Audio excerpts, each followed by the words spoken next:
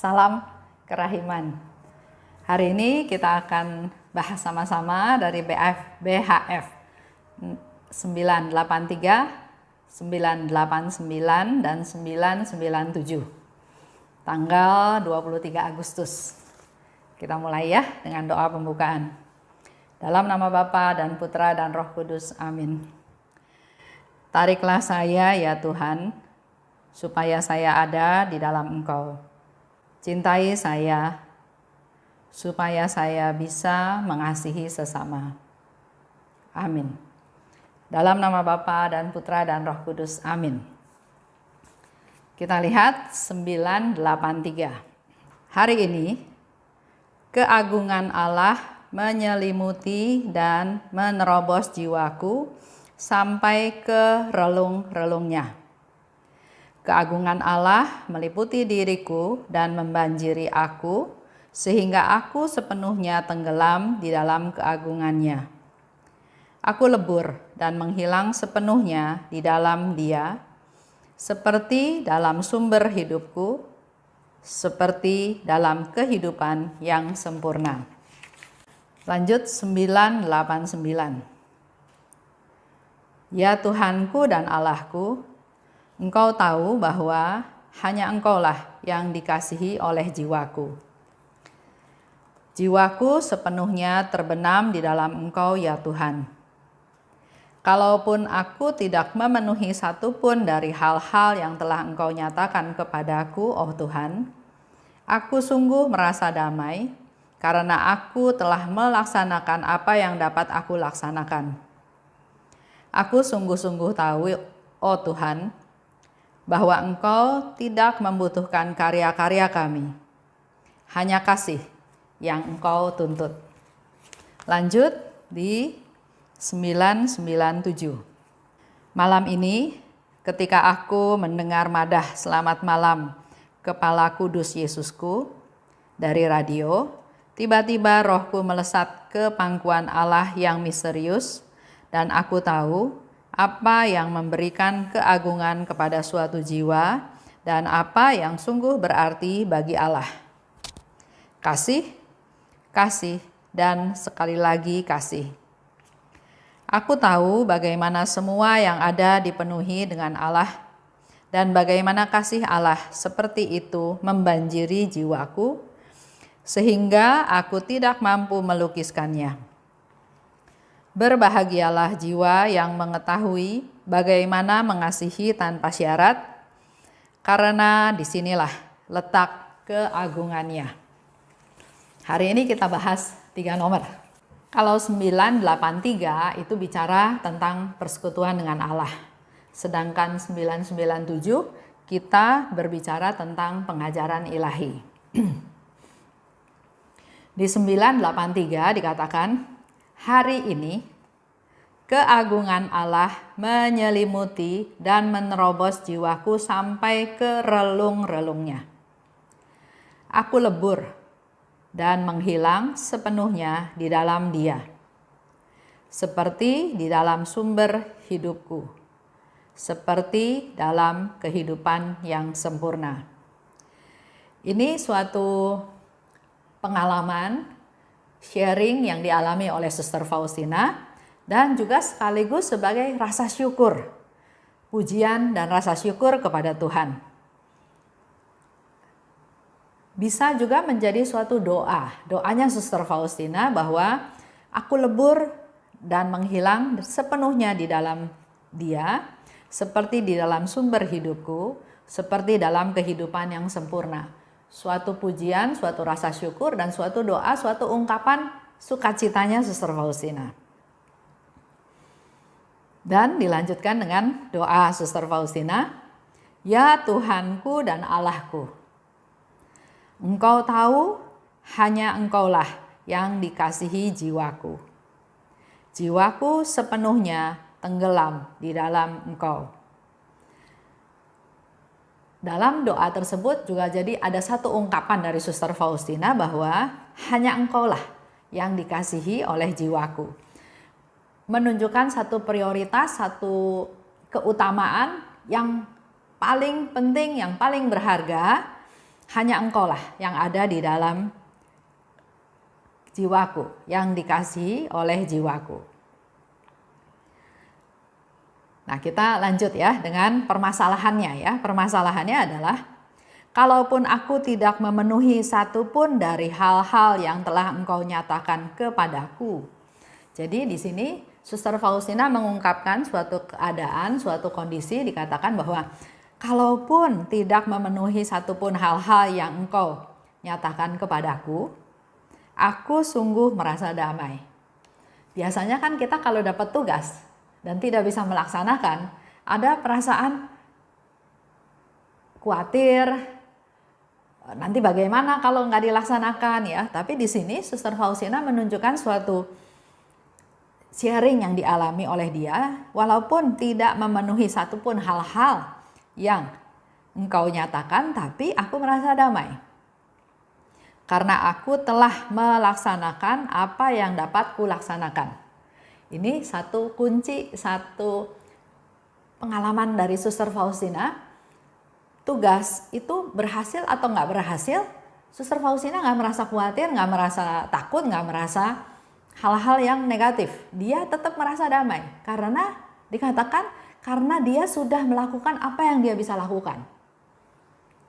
Nah, ini menjadi refleksi juga buat kita semua. Kalau kita dapat tugas, kita tidak lakukan, ada perasaan takut ditegur, takut salah, takut hasilnya jelek, wajar. Karena kita belum melakukan dengan bagaimana seharusnya ya. Tapi Suster Faustina di sini mau sharing bahwa apa yang Engkau kehendaki sudah aku lakukan sesuai dengan kemampuanku. Dan kalau ternyata hasilnya enggak memuaskan, enggak bisa sesuai dengan apa yang Tuhan mau pun, Suster Faustina tetap merasa damai. Karena aku telah melaksanakan apa yang dapat kulaksanakan. Jadi tugas kita, PR kita, tanggung jawab kita adalah melaksanakan apa yang harusnya kita laksanakan. Sedangkan bagaimana hasilnya, ya terserah. Nggak usah ada rasa takut, nggak usah jadi bohong, nggak usah jadi nipu ya. Tapi tetap bisa merasakan damai karena dia sudah melakukan apa yang paling baik yang dia bisa lakukan. Contoh kalau dalam kehidupan sehari-hari ya, yang saya lakukan dulu adalah saya misalnya melakukan sesuatu, misalnya di sekolah deh, dapat tugas, dapat PR. Saya lakukan dengan sungguh-sungguh. Dan kalau ternyata nggak bisa dapat jawaban, nggak menemukan jawaban, saya pun nggak merasa khawatir, saya pun nggak merasa takut karena itu yang saya bisa, segitu-gitunya. Dan kalau hasilnya ternyata nggak memuaskan, ya sudah, itu harus saya terima juga. Karena memang saya sudah pakai sesuai dengan seluruh kemampuan saya. Tapi kalau misalnya dikasih tugas, ditunda-tunda dan akhirnya tidak ada waktu untuk melaksanakan, ada rasa takut. Takut mengecewakan, takut dimarahin, takut menyusahkan orang lain. Karena saya merasa bersalah karena saya belum melakukan bagian saya. Lanjut ya. Nah, langkah berikutnya kita melakukan evaluasi. Aku tahu Engkau tidak membutuhkan karya-karya kami. Hanya kasih yang Engkau tuntut. Jadi dari keseluruhan cerita ini kita bisa menangkap beberapa poin tadi ya. Pertama, kita bersyukur. Kedua, kita berdoa. Ketiga, kita mengevaluasi. Sebelum mengevaluasi kita menggali ada permasalahan apa. Dan kemudian kita evaluasi dari apa yang sudah kita lakukan. Ternyata di sini Suster Faustina juga memberikan satu konfirmasi bahwa Engkau tidak membutuhkan karya-karya kami. Jadi apa yang kita lakukan, pelayanan kita, perbuatan kita, aktivitas kita, sebetulnya bukan itu yang Tuhan mau. Yang Tuhan tuntut adalah kasih. Kita melakukan segala hal itu dengan dasar kasih. Ya, itu yang dikatakan oleh Suster Faustina. Lanjut. Hanya kasih yang Kau tuntut. Contoh ya, kita contoh. Sorry, saya banyak kasih contoh tentang suami istri. Karena banyak teman-teman yang sharing, yang bercerita permasalahannya di dalam keluarga mereka.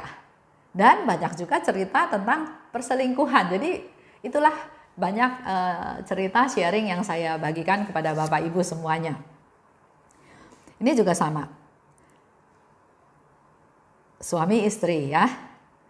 Suaminya awalnya biasa-biasa saja. Akhirnya dia mampu, dia kaya, akhirnya dia memakai kekayaannya untuk menunjukkan kehebatannya, untuk menunjukkan kebisaannya, dan melakukan perselingkuhan. Istrinya tahu. Istrinya marah ya. Dan langkah-langkah yang dia mau lakukan apa? Cerai. Itu yang paling yang paling cepat ada di otak dia. Atau sama dia mau dilaporin, ya, mau dilaporin. Pernah ada satu cerita, suami istri juga, bukan cerita ini ya, tapi suami istri terjadi hubungan yang kurang baik, terus nggak tahu gimana ceritanya, si istri itu bisa pergi dan tinggal di rumah laki-laki lain. Ini yang cerita ngaco nih istrinya ya. Suaminya tahu, suaminya gerebek rumah tersebut. Dan memang di situ ada istrinya tinggal sama laki-laki itu. Waktu digerebek sama polisi juga. Si suami yang lapor ini katakan bahwa itu istri saya. Istrinya bilang enggak. Saya udah bukan istrinya dia. Polisi juga bingung kan, tapi dia nggak kehilangan akal. Dia bilang minta KTP. Nah dari KTP kelihatan yang mana suaminya, yang mana bukan suaminya. Karena di KTP tersebut jelas-jelas alamat mereka masih sama. Jadi alamat si suami yang melaporkan dan alamat si istri yang tinggal di rumah laki-laki lain masih satu alamat. Berarti kan masih suami istri, ya. Itu lain kali saya cerita lagi masalah ini. Tapi saya mau cerita tentang kasus suami istri ini. Jadi di dalam pikiran si istri adalah saya mau cerai. Saya mau lapor, mau membuka aib itu supaya terbukti bahwa mereka bersalah, berdosa. Itu sesaat ya.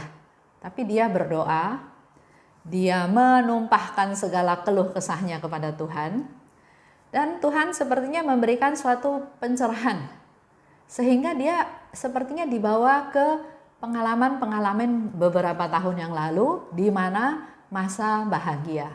Di mana masa suami itu sangat sayang, sangat memperhatikan istrinya. Menjaga, melayani, memelihara, bahkan si suami ini juga hormat kepada mertuanya. Nah, dari pengalaman tersebut, dia terus melihat juga satu gambaran tentang anak-anak. Kalau saya cerai, bagaimana dengan anak-anak? Nanti anak-anak jadi nggak punya ayah. Nanti di sekolah digosipin bahwa orang tuanya bercerai. Dia dapat lagi satu gambaran tentang janji pernikahan. Ya, pada waktu menerima sakramen pernikahan di gereja, di sana dikatakan dalam untung dan malang, dalam susah dan senang. Itu yang membuat dia menjadi berpikir yang lain.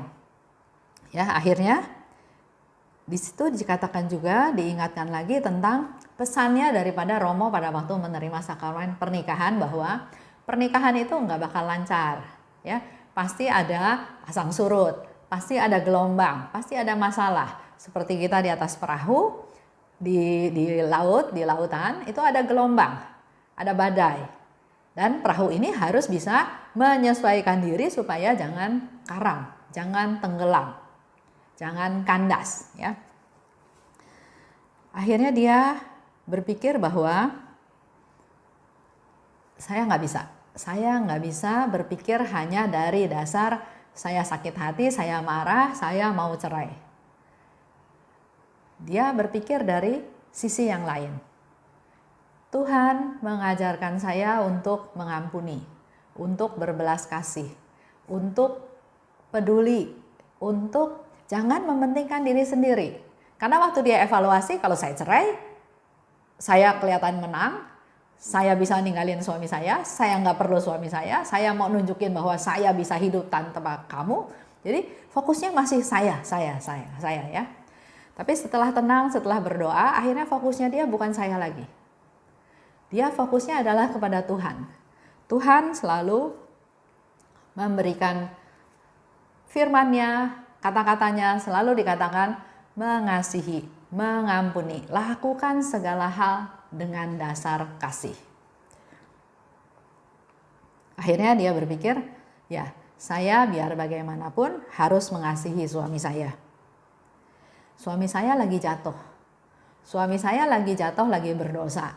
Saya sebagai penolongnya, pendampingnya, harusnya saya bisa mengangkat dia untuk menjadi orang yang tidak berdosa lagi. Dan saya juga berpikir, kalau dia melakukan perselingkuhan dengan perempuan itu, dia juga berpikir sebetulnya si perempuan itu juga jadi korban. Karena kebutuhan ekonomi, karena melihat suaminya banyak uang, maka dia jadi tergoda. Bagaimana hidupnya si perempuan ini nanti? Kalau ternyata sudah bosan dengan yang si perempuan ini, dia akan lari ke perempuan-perempuan yang lain. Jadi dalam hal ini, dia enggak menyalahkan si perempuan ini. Dia malah ikut prihatin, ikut merasa kasihan dengan nasibnya si perempuan ini. Dia tetap semuanya dia bergumul dalam doa, ya. Di dalam doa dia ungkapkan semua kesedihannya, kesusahannya. Dan selalu terngiang-ngiang apa yang dikatakan oleh Tuhan. Engkau harus mengasihi, engkau harus mengampuni suami kamu. Ampuni suami kamu 70 kali 7 kali. Dampingi suami kamu, kasihani dia, tarik dia supaya tidak menjadi berdosa lagi. Dan itu terus menerus dia dengar, ya, terngiang-ngiang. Akhirnya dia mengambil satu sikap. Dia panggil perempuan itu. Dia panggil perempuan itu, dia katakan, ya, dari hati ke hati, ya. Saya bilang sih ini perempuan luar biasa, ya. Tapi dia panggil perempuan itu, terus dia katakan bahwa saya justru kasihan sama kamu. Kamu tuh juga korban. Walaupun dia tahu bahwa suaminya itu tergoda oleh si perempuan ini, ya. Tapi dia baik, dia bicara dengan sangat baik, dia bilang, kamu tuh korban. Kalau kamu jalan sama suami saya, kalau kamu sampai menikah sama suami saya, kalau kamu tahu suami saya model seperti itu, suatu hari kamu juga akan ditinggalin sama dia. Kamu juga korban jadinya. Itu yang pertama. Yang kedua, dia katakan juga bahwa kamu jangan merasa bahwa kalau kamu bisa dapat suami saya, kamu menang. Belum tentu. Belum tentu yang mendapatkan itu akan menjadi pemenang. Sebaliknya, saya yang kehilangan, belum tentu saya yang kalah. Tapi kehidupan itu ya seperti itu. Ada godaan, ada orang melihat bahwa di luar itu jauh lebih bagus. Tapi dalam kehidupan sehari-hari, apa yang saya alami, suatu hari kamu juga akan alami.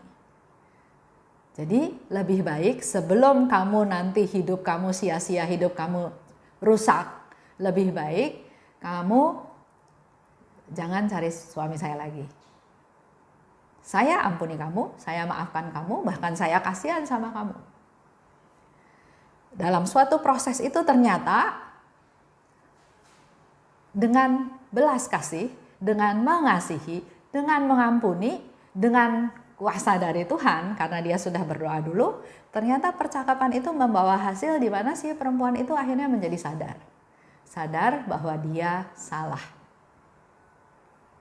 Setelah beres dengan perempuan itu, barulah dia ngomong sama suaminya. Karena suaminya juga tahu.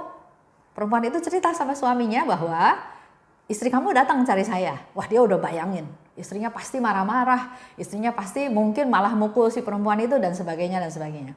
Tapi ternyata perempuan itu bilang, saya salah, saya goda kamu. Dan suaminya akhirnya juga minta maaf, minta ampun sama istrinya karena dia akhirnya sadar bahwa dia melakukan kesalahan. Itu satu proses di mana kasih itu luar biasa kekuatannya. Ya. Kalau kita dengar biasa-biasa orang ribut, kan ribut dulu. Ungkapin dulu semua kekesalannya, kemarahannya ya. Tapi akhirnya mereka saling mengasihi, mereka saling menyakiti.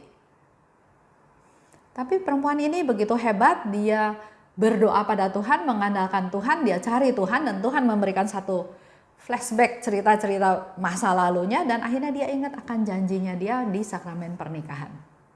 Dan dia minta rahmat dari Tuhan supaya diberi kasih sehingga dia mampu berkata kepada perempuan itu dan kepada suaminya dengan dasar kasih. Ada pengorbanan? Ada. Pasti. Karena kalau kita mengasihi, kita berkorban. Kita memberi, kita berkorban. Dan kasih yang benar-benar mengasihi adalah kasih yang kita merasakan pengorbanan. Ada yang kehilangan, ada yang ya sakit ya dalam tanda kutip. Tapi itulah kasih yang sejati. Lanjut ya. Dikatakan oleh Suster Faustina, malam ini ketika mendengar madah selamat malam kepada Kepala Kudus Yesusku, tiba-tiba rohku melesat ke pangkuan Allah.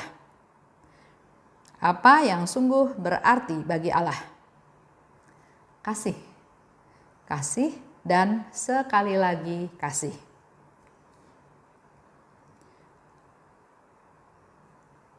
Jadi kembali lagi diingatkan, kita semua diingatkan, mari kita lakukan apapun dengan dasar kasih. Karena di sini dikatakan yang sungguh berarti untuk Allah adalah kasih. Jadi kalau kita melakukan perbuatan baik, berbagi, bermurah hati, tapi bukan dasarnya kasih, maka mari dari sekarang kita berpikir dasarnya kasih. Apapun yang mau kita lakukan dengan dasar kasih. Bahkan dalam menegur pun, kalau dasarnya kasih, tetap hasilnya pasti lebih baik. Lanjut ya. Dikatakan lebih lanjut, berbahagialah jiwa yang mengetahui bagaimana mengasihi tanpa syarat. Karena disinilah letak keagungannya. Ini menjadi satu masukan juga buat kita semua ya. Berbahagialah jiwa yang mengetahui bagaimana mengasihi tanpa syarat. Sering kita ya mengasihi, memberi, memperhatikan, peduli tapi dengan syarat. Saya mengasihi dia karena dia baik sama saya. Saya mengasihi dia karena dia saudara saya. Saya mengasihi dia karena dia pernah menolong saya. Jadi ada syaratnya dalam tanda kutip. Nah, kita mari belajar dengan melaksanakan kasih yang tanpa syarat. Karena disinilah letak keagungannya. Keagungannya terletak pada perbuatan kasih yang tanpa syarat. Tentang kasih yang tanpa syarat ini ada contoh ya. Misalnya seorang ibu yang sedang mengandung. Dia nggak tahu bagaimana nanti anaknya. Apakah berbakti, apakah menolong dia, apakah jadi kebanggaan orang tua, atau bahkan mungkin menyusahkan orang tua. Si ibu nggak tahu bagaimana anaknya nanti ya. Tapi apa yang dilakukan adalah dia mengasihi bayi tersebut, kandungan tersebut tanpa syarat. Dia berusaha makan makanan yang bergizi walaupun mungkin dia nggak suka. Mungkin sampai muntah-muntah, tapi dia makan lagi, dia coba makan lagi supaya bayinya sehat. Atau dia melakukan apapun, berkorban apapun, yang penting asal bayinya sehat, anaknya sehat. Itu kasih yang tanpa syarat. Ya. Bisa juga cerita satu hal lain, kita belajar dari Santo Maximilian Kolbe. Ya. Maximilian Kolbe ini adalah seorang Romo, seorang pastor yang waktu zaman Nazi ya menguasai Polandia, dia termasuk yang ditangkap dan masuk ke camp Jerman ya, ke Auschwitz, di sana di Polandia. Hukumannya, penderitaannya, segala macam permasalahan ada di sana ya. Orang-orang itu disiksa. Orang Jerman itu mau tahu kalau orang nggak dikasih makan itu berapa hari dia bisa bertahan.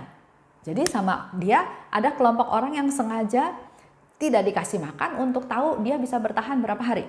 Ya, ada juga yang sengaja dinaikin ke pesawat, dibiarin meledak, dan dia mau hitung juga dalam hitungan berapa detik, berapa lama orang itu masih bisa hidup. Juga banyak eksperimen, pokoknya luar biasa jahat ya. Nah, pernah satu kali ada yang melarikan diri. Padahal di sana ya, waktu saya ke sana itu pagarnya aja 2 lapis. Terus ada pagar kawat berduri. Di tengah-tengah hutan, nggak bisa lari ke sana ke sini ya. Tapi ternyata ada aja yang bisa melarikan diri. Nah, pernah satu kali ada yang melarikan diri. Nah, tentara Jermannya marah sekali, maka dia bilang 10 orang dia mau tangkap, dia mau hukum, mau dihukum mati untuk membuat orang-orang itu jerak. Jangan lagi ada yang melarikan diri. Karena kalau melarikan diri mungkin dianya selamat. Tapi ada 10 orang di dalam camp itu yang akan dibunuh untuk mengganti orang yang lari tersebut. Nah, dipilihlah sama si tentara Jerman 10 orang. Ternyata ada satu bapak yang juga kepilih, yaitu pilihannya acak, asal sebut nama aja. Nah, ada satu bapak, ternyata dia termasuk yang dipilih yang akan dijatuhi hukuman mati. Nah, si bapak ini menangis ya, memohon supaya jangan dia dibunuh, karena dia masih punya istri, dia masih punya anak kecil yang ada di camp itu juga ikut ditangkap juga. Karena mendengar kesedihan, keluhan dari si bapak ini, maka Romo Maximilianus Kolbe ini dia bilang, oke, saya aja yang gantiin dia. Dia nggak kenal si bapak itu siapa, dia juga nggak tahu bapak itu benar apa nggak benar ya, tapi dalam hal ini Maximilianus Kolbe bilang, saya aja yang dihukum untuk menggantikan dia. Ini yang disebut kasih tanpa syarat. Dia mengasihi si bapak itu sehingga dia rela berkorban, hilang nyawanya untuk membela si bapak itu. Buat tentara Jerman, oke aja, yang penting dia pilih 10 orang. Jadi Maximilianus Kolbe ini termasuk dari antara 10 orang yang dihukum gara-gara ada satu yang melarikan diri. Dan dia memang akhirnya dihukum, dia meninggal, dan dia diangkat menjadi Santo, ya, Santo Maximilianus Kolbe. Itu sedikit cerita kasih yang tanpa syarat. Benar-benar mengasihi, berkorban, kehilangan, mengalami penderitaan. Itu renungan hari ini. Jadi mari kita mulai hari ini melakukan segala sesuatu dengan dasar kasih. Karena itu yang menyenangkan Tuhan. Kita tutup ya dengan doa penutup. Dalam nama Bapa dan Putra dan Roh Kudus, amin. Allah Bapa yang maha baik, terima kasih atas rahmat-Mu pada hari ini. Kembali Engkau ingatkan kami bahwa hal yang menyenangkan Engkau adalah kasih. Kasih dan sekali lagi kasih. Mampukan kami Tuhan untuk menjadi orang-orang yang bisa mengasihi. Engkau curahkan rahmat-Mu, rahmat kasih-Mu kepada kami, sehingga kami juga dimampukan untuk bisa mengasihi sesama. Bukan hanya sekedar kasih, tapi mampukan kami juga Tuhan untuk bisa mengasihi tanpa syarat. Doakan kami Bunda Maria, anak-anak-Mu yang tetap berjuang untuk bisa melaksanakan apa yang Tuhan kehendaki, yaitu melakukan kasih yang tanpa syarat. Suster Faustina, doakanlah kami. Amin. Dalam nama Bapa dan Putra dan Roh Kudus, amin. Salam kerahiman.